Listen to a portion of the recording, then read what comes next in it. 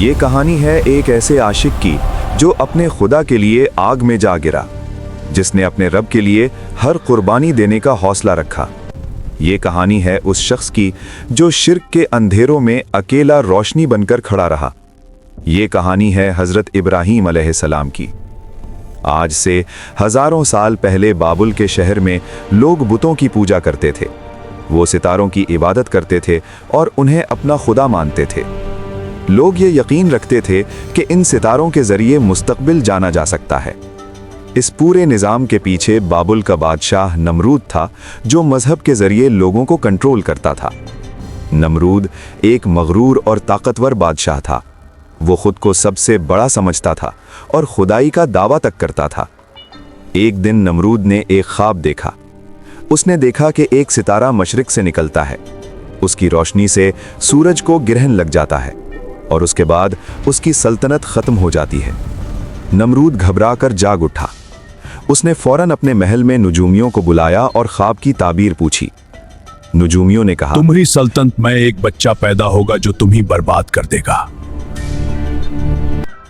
یہ سن کر نمرود خوفزدہ ہو گیا۔ اس نے فوراً حکم جاری کر دیا کہ آج کے بعد بابل میں پیدا ہونے والا ہر نیا بچہ قتل کر دیا جائے۔ پورے شہر میں خوف پھیل گیا۔ سپاہی گلیوں میں گشت کرنے لگے۔ اسی دوران ایک عورت حاملہ تھی۔ وہ اپنے بچے کی حفاظت کے لیے لوگوں سے دور ایک غار میں چلی گئی۔ وہیں ایک عظیم بچے کی ولادت ہوئی جس کا نام ابراہیم رکھا گیا۔ حضرت ابراہیم علیہ السلام کی والدہ نے انہیں اسی غار میں پالا۔ اللہ کے حکم سے حضرت ابراہیم علیہ السلام عام بچوں کے مقابلے میں بہت جلد بڑے ہو گئے۔ انہیں کسی خاص خوراک کی ضرورت نہیں پڑتی تھی۔ غار میں پرورش پانے کی وجہ سے وہ بت پرستی سے محفوظ رہے۔ بچپن ہی سے حضرت ابراہیم علیہ السلام غور و فکر کرنے والے تھے۔ وہ چیزوں کو دیکھتے، سمجھتے اور سوال کرتے تھے۔ جب وہ کچھ بڑے ہوئے اور لوگوں میں آئے تو انہوں نے دیکھا کہ لوگ پتھروں کے بتوں کے آگے جھکے ہوئے ہیں۔ لوگ ستاروں، چاند اور سورج کو خدا مان رہے ہیں۔ یہ منظر دیکھ کر حضرت ابراہیم علیہ السلام سوچنے لگے، آخر یہ لوگ ان چیزوں سے کیوں ڈرتے ہیں جو نہ سنتی ہیں نہ دیکھتی ہیں؟ اللہ نے انہیں کم عمری ہی میں دانائی عطا کر دی تھی، جیسا کہ قرآن میں ذکر ہے، اور یقیناً ہم نے ابراہیم کو پہلے ہی صحیح فیصلہ عطا کر دیا تھا۔ حضرت ابراہیم علیہ السلام کے والد آزر بت بنایا کرتے تھے اور خود بھی ان کی عبادت کرتے تھے۔ ایک دن حضرت ابراہیم علیہ السلام نے ان سے کہا، ابا آپ ان کی عبادت کیوں کرتے ہیں؟ یہ نہ سن سکتے ہیں اور نہ دیکھ سکتے ہیں۔ یہ سن کر آزر کو شدید غصہ آ گیا۔ انہوں نے کہا، اگر تم باز نہ آئے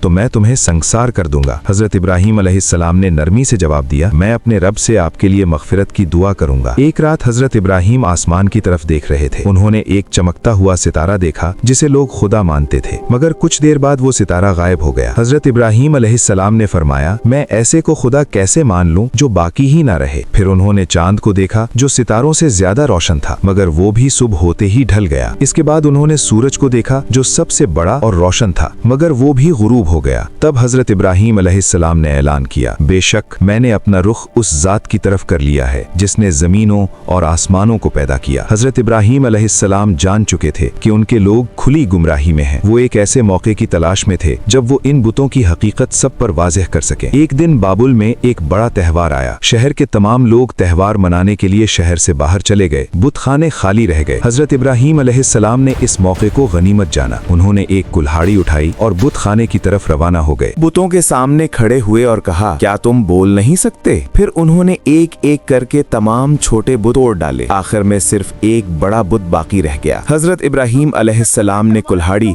اس بڑے بت کے ہاتھ میں رکھ دی اور وہاں سے چلے گئے۔ جب لوگ واپس آئے تو تباہی دیکھ کر حیران رہ گئے۔ سب بت ٹوٹے پڑے تھے، صرف ایک بڑا بت کھڑا تھا جس کے ہاتھ میں کلہاڑی تھی۔ لوگ کہنے لگے، یہ کس نے کیا؟ کچھ لوگوں نے کہا، ہم ایک نوجوان کو جانتے ہیں جو ان بتوں کو برا کہتا تھا، اس کا نام ابراہیم ہے۔ حضرت ابراہیم علیہ السلام کو لوگوں کے سامنے لایا گیا۔ انہوں نے پوچھا، کیا تم نے ہمارے خداؤں کے ساتھ یہ سب کیا ہے؟ حضرت ابراہیم علیہ السلام نے فرمایا، اس بڑے بت سے پوچھ لو اگر یہ بول سکتا ہے۔ یہ سن کر لوگ خاموش ہو گئے۔ کچھ لمحوں کے لیے انہیں اپنی گمراہی کا احساس ہوا، مگر پھر ان کی ضد اور غرور واپس آ گیا۔ انہوں نے فیصلہ کیا کہ حضرت ابراہیم علیہ السلام کو آگ میں جلایا جائے۔ ایک بہت بڑی آگ جلائی گئی۔ حضرت ابراہیم علیہ السلام کو اس میں ڈال دیا گیا، मगर अल्लाह ने हुक्म दिया, ए आग इब्राहिम पर ठंडी और सलामती वाली हो जा। आग हजरत इब्राहिम अलैहिस्सलाम को नुकसान न पहुंचा सकी। लोग हैरान रह गए। इसके बाद हजरत इब्राहिम अलैहिस्सलाम ने बाबुल छोड़ने का फैसला किया और फरमाया, मैं अपने रब की तरफ हिजरत करने वाला हूँ। हजरत इब्राहिम अलैहिस्सलाम ने बाबुल छोड़ा और हरान की तरफ हिजरत की। आज के इलाके तुर्की के करीब बताया जाता है। वहाँ भी लोग चांद, सितारों और मुख्तलिफ माबूदों की इबादत करते थे, मगर हजरत इब्राहिम अलैहिस्सलाम ने वहाँ भी तौहीद की दावत जारी रखी। खुदा का हुक्म है, रुक जाओ वरना बर्बादी है।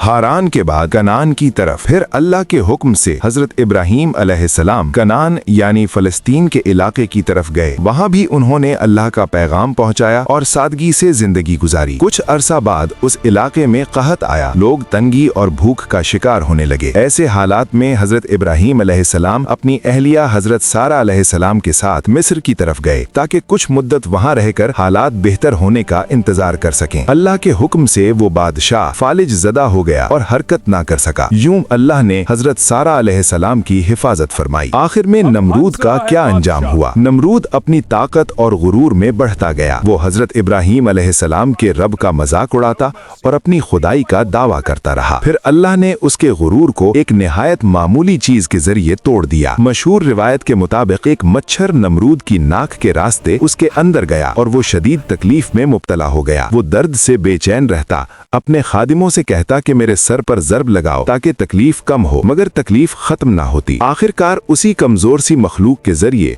अल्लाह ने नमरूद को जिल्लत के साथ हलाक कर दिया। यूं जिसने खुदाई का दावा किया था वो अपनी बेबसी की इंतहा पर जाकर खत्म हुआ।